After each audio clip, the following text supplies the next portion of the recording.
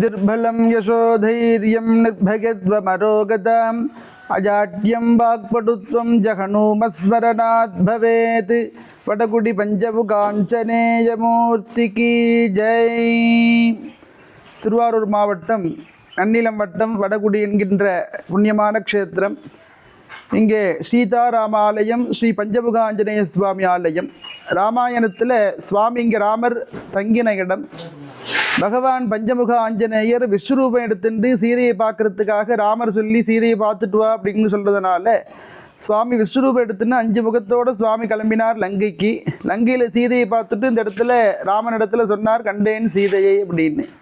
அந்த அப்பேற்பட்ட புனிதமான ஸ்தலம் இந்த வடகுடிங்கிற இந்த க்ஷேத்திரத்தில் பகவான் பஞ்சமுக ஆஞ்சநேயருடைய சன்னதி, ராமனுடைய சன்னதி நாம் பார்க்குறோமே. இந்த ஆலயம் மிகவும் பிரசித்தி பெற்ற ஆலயம். 9 நவகிரகங்களுக்கு அதிபதியாக இருக்கார் பகவான் பஞ்சமுக ஆஞ்சநேயர். இங்கே கல்யாண ராமராக இருக்கார். கல்யாணம் ஆகாதவர்கள் இந்த ராமர் தரிசனம் பண்ணினோம் அப்படின்னு சொன்னாக்க கல்யாணமாகிறது. அயோத்தி போக முடியாதவர்கள் இந்த ராமனை சேவிக்கிறதுனால அயோத்தி போயிட்டு வந்த புண்ணியம் கிடைக்கிறது. தட்சிண அயோத்தின்னு கூறப்படுகிறது. அப்பேற்பட்ட உன்னதமான இந்த ஸ்தலம் இந்த சுவாமியுடைய ஸ்தலம். இந்த ஸ்தலத்தில் பாலாலயமாகி ஆலய திருப்பணிகள் வேலைகள் நடந்துட்டு இருக்கு. கும்பாபிஷேகத்திற்காக ஆலயத்தை புதுப்பிக்கிறது அப்படின்னு பேர். இந்த திருப்பணியானது ராஜத்வார் அப்படின்னு ஆலயத்துக்குள்ளே வரும்பொழுதே மகா மண்டபம், அதாவது 15க்கு 28 மகா மண்டபம். அதனை தொடர்ந்து வரும்பொழுது சுமார் ஒரு 550 அடி பரப்பளவில் ஆலயத்தினுடைய காம்பவுண்டு அமைக்க உள்ளது. பெரிய காம்பவுண்டு. கீழே பிரகாரம் முழுக்க கருங்கல். எல்லாரும் சுலபமான முறையிலே ஆலயத்திற்கு வரக்கூடிய பக்தர்கள் சுலபமான முறையிலே நடந்து பிரகாரம் சுற்றுவதற்காக இந்த கருங்கல் கீழே தளம் அமைக்க உள்ளது. அப்பேற்பட்ட சுவாமியுடைய திருப்பணி இங்கே. சுவாமியுடைய பகவான் பஞ்சமுக ஆஞ்சநேயருடைய திருப்பணி. அந்த ராமனுடைய ஆலயத்தில் புதிதாக இந்த சுவாமி விமானத்துக்குள்ள திருப்பணிகள்லாம் நடைபெற உள்ளது, நடைபெற்று வருகிறது.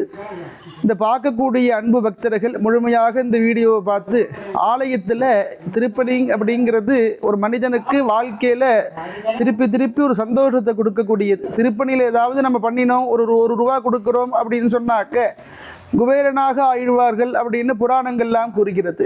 அந்த ஜாதகத்தில் எப்பேற்பட்ட தோஷங்கள் இருந்தாலும் திருப்பணிக்கு ஏதாவது ஆலயத்திற்கு திருப்பணிக்கு பண்ணினோம் சொன்னாக்க ஜாதகத்தில் உள்ள தோஷங்கள் எல்லாம் மறைகிறது அப்படின்னு கூறப்படுகிறது. அப்பேற்பட்ட உன்னதமான ஸ்தலமாக இந்த ஆலயமானது விளங்குகிறது. பகவான் பஞ்சமுக ஆஞ்சநேய சுவாமி இங்கே பிரத்யட்சமாக இருக்கார். அதனால இந்த ஆலய திருப்பணியில் கலந்துட்டோம் அப்படின்னு சொன்னாக்க நமக்கு வாழ்க்கையில் எது தேவையோ அதெல்லாம் சுலபமான முறையில் கிடைக்கிறது. நம்ம வாழ்க்கையில் சுமார் ஒரு இந்த திருப்பணிக்காக 1 கோடி ரூபா நமக்கு இந்த நம்ம திருப்பணிக்காக ஆறுது.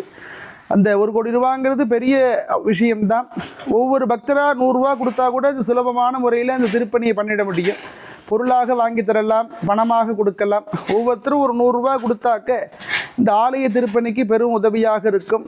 அதுவும் பகவான் பஞ்சமுக ஆஞ்சநேயர் இடத்துல திருவடியில் இந்த நம்மளுடைய பணத்தை செலுத்தினோம் அப்படின்னு சொன்னாக்க வாழ்க்கையில் தீராத பிரச்சனையும் தீருகிறது. அதாவது இது நடக்காது, வேலை கிடைக்க மாட்டேங்கிறது அப்படின்னு சொன்னாக்க திருப்பணிக்கு ஏதாவது நம்ம பணம் கொடுத்தோம் அப்படின்னா உத்தியோக உயர்வு கிடைக்கிறது, நல்ல உத்தியோகம் கிடைக்கிறது, மனதில் உள்ள சஞ்சலங்கள் எல்லாம் விலகிறது ஆலய திருப்பணியில் கலந்துக்கிறதுனால. அப்பேற்பட்ட உன்னதமான ஸ்தலமாக வணங்கக்கூடிய 9 நவகிரகம். ஜாதகத்தில் 9 கட்டங்கள் இருக்குது.